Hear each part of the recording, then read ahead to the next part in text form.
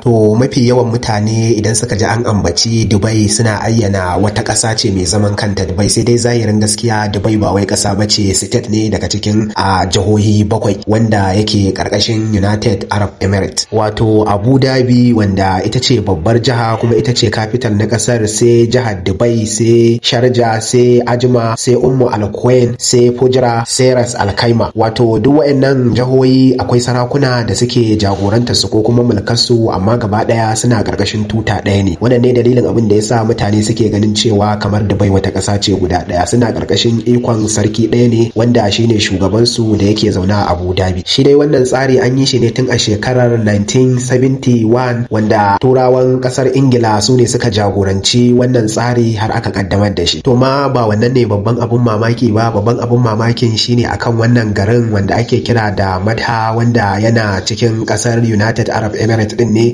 amma kuma a ƙarƙashin ikon Oman yake. Still kuma a cikinsa shi ɗin garin akwai kuma mallakin a United Arab Emirates wanda shi kuma ake kira da Nahawa. Wannan shine babban abin da yake jan hankalin mutane, ya za a ce an yi a rabo kamar murabba'in a lemo kenan, a yanka lemo biyu sannan kuma ya kasance a cikin tsakiyar lemon kuma akwai wani haƙƙi wanda shi kuma daban yake. Wannan shine babban abin da yake ba wa mutane mamaki. In kuka duba Madha mallakin ko kuma a ƙarƙashin ikon Oman take, sannan kuma still a cikinta akwai wani gari da ake kira da Nahwa, shi kuma a ƙarƙashin ikon United Arab Emirates yake. Still idan kuka duba a ta can sama ga wani gari nan shi ma kuma yana kusa da United Arab Emirates din, sannan kuma bai hada iyaka ko kaɗan da Oman ba, mai suna Musaddam, amma kuma shi ma yana cikin ikon Oman ne. Wannan shi yake nuna cewa Oman babban ƙasa ce ko kuma tana da iko da yankin Middle East, tana da iko da wasu gurare wanda ba a cikin ƙasar ta yake ba. To zahirin gaskiya labarin yadda yake ya samu asali ne tun a zamanin jahiliya, tun kafin shekarar 1971 da a kasar Ingila ta shige gaba gurin kacaccala United Arab Emirates din nan.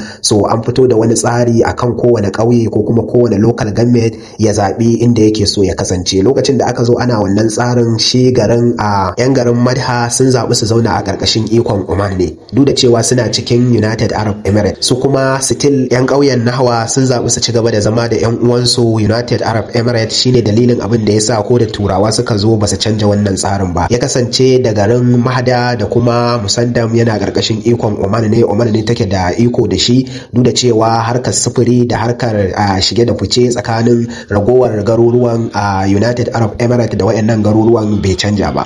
To wannan shine a dan takaice shine takaitaccen tarihin, amma duk lokacin da kaji an ambaci Dubai to ka ayyana a zuciyarka cewa ana nufin wata jiha ce daga cikin jihohi 7 na United Arab Emirates ko kuma haɗaɗɗiya